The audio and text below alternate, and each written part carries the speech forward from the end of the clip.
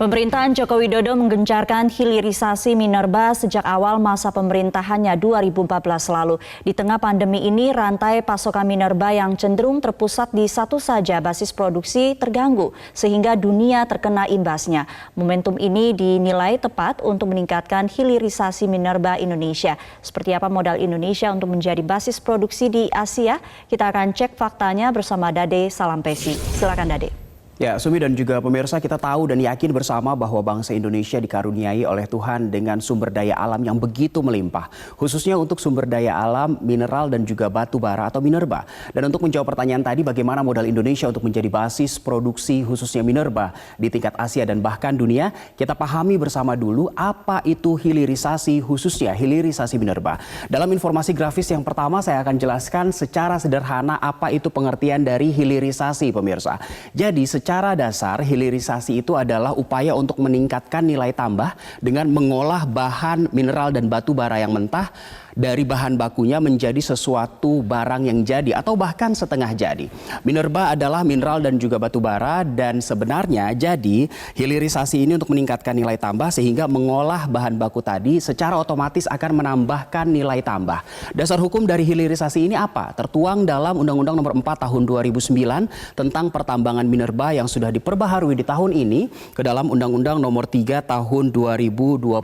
Tapi ternyata amanat undang-undang dari pemerintah untuk melakukan hilirisasi ini sudah ada sejak lama, tepatnya dalam Undang-Undang Nomor 11 Tahun 1967 tentang ketentuan-ketentuan pokok pertambangan. Namun baru beberapa tahun ini kembali digembar-gemborkan, khususnya di pemerintahan Presiden Joko Widodo, karena sejak 2014 di awal pemerintahannya Presiden Joko Widodo memaksa Indonesia untuk melakukan hilirisasi minerba, sehingga Indonesia diminta untuk tidak mengekspor atau menjual bahan mentahnya saja, pemirsa.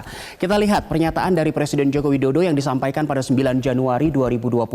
Pernyataan ini disampaikan oleh Presiden dalam pertemuan di Istana Kepresidenan dalam forum pertemuan dengan Kepala Perwakilan Republik Indonesia dengan Kementerian Luar Negeri. Presiden menyebutkan, jadi ekspor kita tidak bahan baku, material atau mentah lagi. Udah nggak zamannya, kata Presiden. Ekspor yang namanya batu bara, bahan mentah kopra, CPO, kita ingin ekspor kita dalam bentuk barang-barang, minimal setengah jadi. Dalam kesempatan yang sama, Presiden kembali mengingatkan jajarannya agar kita bisa memaksimalkan hilirisasi. Bahkan setiap tahun dalam beberapa kesempatan Presiden pasti menyinggung hal ini. Dalam kesempatan yang sama juga Presiden meminta dan mengingatkan serta meyakinkan bangsa Indonesia bahwa kita bisa menjadi basis produksi di Asia bahkan dunia. Dan dalam kesempatan yang sama juga pada awal Januari, Presiden juga menargetkan agar Indonesia bisa masuk ke pasar Afrika, ke pasar pedalaman Afrika yang cenderung belum memiliki standar kualitas yang tinggi, pemirsa. Sekarang saya akan mengajak Anda untuk melihat sejumlah data dan fakta unik tentang produk mineral dan juga batu bara yang ada di Indonesia. Saya ambil 3 contoh produk minerba yang ada di Indonesia, yaitu timah, karena ternyata walaupun produksi timah ini adalah yang terbesar kedua setelah Tiongkok di dunia, tapi ternyata 20% produk timah di Indonesia mendominasi dunia. Itu untuk timah. Sementara untuk batu bara, Indonesia memang bukan produsen batu bara terbesar di dunia, karena untuk produksi batu bara Indonesia berada di bawah Amerika Serikat, Tiongkok, Australia, Rusia, bahkan kita berada di bawah India, pemirsa. Namun ternyata angka ekspor Indonesia untuk batu bara terbesar kedua di dunia setelah Australia. Indonesia 18%-nya mendominasi penjualan batu bara di dunia. Sementara itu untuk nikel, Indonesia juga adalah eksportir sekaligus produsen nikel terbesar di dunia. Bahkan untuk produk turunan nikel yaitu stainless steel, 27% pasar dunia dikuasai oleh Indonesia, pemirsa. Lalu ada satu fakta menarik terkait dengan nikel ini. Di Indonesia berada di posisi pertama, sementara di posisi kedua ada negara tetangga kita Filipina yang berdasarkan studi dari McKinsey bahwa mereka, Filipina, akan kehabisan sumber daya nikelnya 2 tahun lagi. Sehingga pemerintah juga sudah mengantisipasi ini agar Indonesia bisa semakin menguasai pasar nikel dunia di kancah global. Kita lihat informasi grafis berikutnya, ada fakta menarik lainnya yaitu terkait dengan smelter. Karena kalau kita kita melihat bahwa dari sisi sumber daya alam kita sudah sangat berlimpah ruah khususnya untuk Minerba ini. Bagaimana dengan sarana dan prasarana yaitu smelter? Untuk 2022, 2 tahun lagi Indonesia menargetkan akan membangun 52 smelter baru dengan nilai investasi 20 miliar lebih. Lebih tepatnya 20,32 miliar lebih dengan 29 smelter untuk nikel, sementara sisanya untuk bauksit, besi, tembaga, mangan, seng, dan juga timbal. Sementara untuk tahun ini karena ada pandemi COVID-19, maka Indonesia baru bisa mengoperasikan 4 smelter baru, yaitu nikel aneka tambang ini di Halmahera Timur, Maluku Utara, dengan nilai produksi atau jumlah produksi nikelnya mencapai 65.000 ton. Untuk timbal PT Kapuas Prima Citra ini ada di Kalimantan Tengah dengan kemampuan produksi mencapai 23.000 ton. Jadi dari 4 smelter yang tersebar di berbagai penjuru Nusantara ini di tahun 2020 angka produksinya berkisar antara 23.000 hingga 73.000 ton.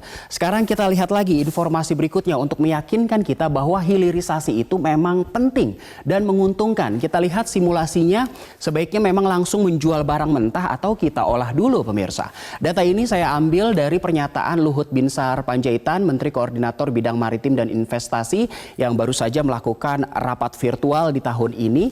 Tapi Luhut mengambil data dari 2018 dan memberikan simulasi kalau biji nikel atau sumber daya alam mentah ini jumlahnya mencapai 19,25 juta ton saja kita jual atau kita ekspor ke luar negeri, maka nilai jualnya sebesar 612 juta dolar Amerika Serikat.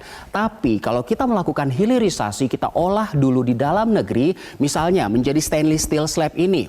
Dengan jumlah stainless steel slab 3,85 juta ton. Kita bandingkan di sini volumenya pemirsa. Untuk biji nikel sumber daya yang mentah 19,25 juta ton, sementara stainless steel jumlahnya jauh lebih sedikit, hanya 3,85 juta ton, namun nilai jualnya lebih besar stainless steel yang mencapai 6,24 miliar. Sungguh perbedaannya sangat besar. Karena kalau kita bandingkan di sini, kalau kita menjual stainless steel artinya sudah ada hilirisasi, sudah ada pengolahan di dalam negeri, nilai jualnya meningkat 10 kali lipat lebih pemirsa. Sehingga inilah yang digembar-gemborkan dan didorong terus oleh pemerintahan Joko Widodo agar kita melakukan hilirisasi khususnya di industri minerba pemirsa. Sekarang kita dalami lagi tentang nikel yang merupakan produk ekspor terbesar Indonesia untuk dunia. Nikel dan masa depan Indonesia. Karena ternyata di tahun 2023 Indonesia akan memasuki yang namanya global supply chain, dan di tahun ini juga ditargetkan Indonesia sudah bisa memproduksi sendiri yang namanya baterai litium tahun 2023. Dan 1 tahun kemudian di tahun 2024 ditargetkan Indonesia sudah bisa mengekspor baterai litium ke luar negeri dan bisa menjadi pengekspor baterai litium terbesar di dunia. Kenapa baterai litium ini menjadi penting? Karena baterai litium ini dibuat dengan sumber daya nikel. Seperti yang tadi kita ungkapkan bahwa kita tidak mau lagi menjual sumber daya secara mentah. Maka kita olah menjadi baterai litium. Targetnya mana? Targetnya Eropa. Karena di tahun 2030 bangsa-bangsa Eropa tidak lagi menggunakan mobil dengan basis minyak seperti sekarang ini. Di tahun 2030 mobil-mobil di Eropa akan dikendarai menggunakan listrik yang menggunakan baterai litium ini, sehingga di tahun 2030 Indonesia ditargetkan sudah bisa menjangkau dan mendominasi pasar Eropa. Di tahun 2026 maksud saya lebih jauh lagi, Indonesia diprediksikan dan ditargetkan menjadi pemain kunci nikel di dunia. Sebagai penutup, kita lihat informasi grafis berikutnya terkait dengan hilirisasi ini tentang potensi sumber daya Indonesia dan juga cadangannya yang sudah terbukti. Kita masih mengambil contoh dari 3 produk minerba pemirsa untuk batu bara di tahun ini 2020. Saya ambil data dari Dirjen Minerba Kementerian ESDM 13 Maret 2020. Indonesia untuk batu bara dipotensikan memiliki 149.000 lebih miliar ton. Dan hingga Juli ini cadangan terbuktinya sudah mencapai 37.000 lebih miliar ton. Sementara untuk timah potensinya 3.878 biji juta ton dan cadangan terbuktinya baru 1.209 biji juta ton. Sementara untuk nikel yang menjadi unggulan dari bangsa ini potensi di tahun 2020 mencapai 9.300 lebih biji juta ton dan cadangan terbuktinya sudah mencapai 3.571 biji juta ton. Tentunya kita optimis bahwa Indonesia tidak hanya dikaruniai sumber daya alam yang begitu besar, tapi juga sarana, prasarana, dan juga yang tidak kalah penting sumber daya manusianya yang mau bergerak. Inilah kenapa sekarang pemerintah gencar dan mewajibkan hilirisasi pemirsa. Selain untuk meningkatkan nilai tambah, Indonesia juga sedang menyiapkan diri untuk menjadi basis produksi di Asia, bahkan di dunia. Dan pandemi COVID-19 ini memberikan kita pelajaran berharga bahwa jangan bergantung kepada satu basis produksi saja. Karena apa? Karena pada saat negara basis produksi tersebut terkena masalah, kita pun terkena dampaknya. Saya kembalikan ke Sumi. Baik, terima kasih Dade untuk pemaparannya.